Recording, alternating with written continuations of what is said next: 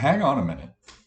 If you watch this channel regularly, you know that I often give breaking news stories a day or two before I comment on them.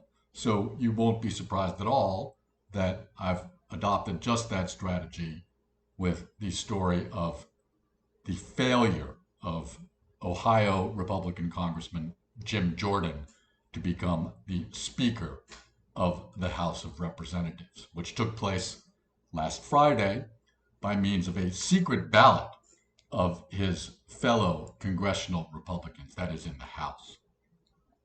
Now, we all know Jim Jordan. He is loud, he is brash, he's combative. But from the moment that he announced that he would seek the speakership, his whole public demeanor really seemed to change rather noticeably. His voice dropped, I would say, a good 5 decibels in volume, and his physical posture seemed to shrink in on itself. He almost seemed to realize that he was in over his head. Because after all, Jim Jordan had no business whatsoever trying to become the Speaker of the House. In his many years in that body, he's never shown the slightest interest in doing things like building good relationships with his colleagues so that you can, pass legislation. So, in the end, we shouldn't be all that surprised that he failed to become the Speaker of the House. But what I think is the most remarkable aspect of this story, and one that I think has not received as much attention as it should have, is that Jordan was endorsed in his campaign for the speakership by the former President of the United States, Donald J. Trump. And so his rejection in his bid to become the Speaker amounts to the clearest and most important rejection of Donald Trump so far by the Republican Party, at least since January 6th of 2021. Now, please don't misunderstand me. The party is still very much under the control of Trump, but Jordan's failure to become Speaker might signal that the institutional party is at least considering moving away from Trump.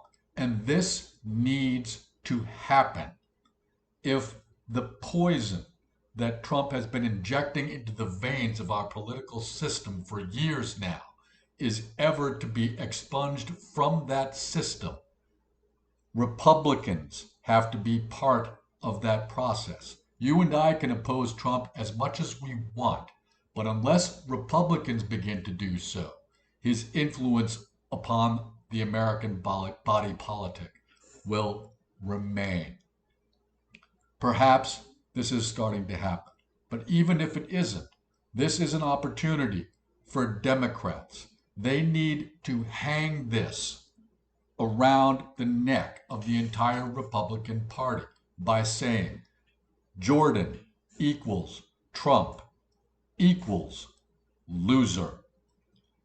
Now, I can understand that Democrats in Congress, anyway, might not want to get too far ahead of a still ongoing process in the House, but I don't think it's too early to begin doing something like this. The good news is we'll still have Jim Jordan to kick around. As far as we know right now, anyway, he will still be in charge of the Republicans' Committee to Weaponize the Federal Government, and he will still be sitting on the committee that might impeach Joe Biden. And to the extent that proceedings in those committees are televised, the cameras will somehow pick up the stench of loser that now coats Jim Jordan from head to toe. And I wonder if Jordan reflects upon the state of disgrace at which he has now arrived, if he will begin to understand that he has, in no small part, Donald Trump to thank for that disgrace, just as I thank you for your kind attention.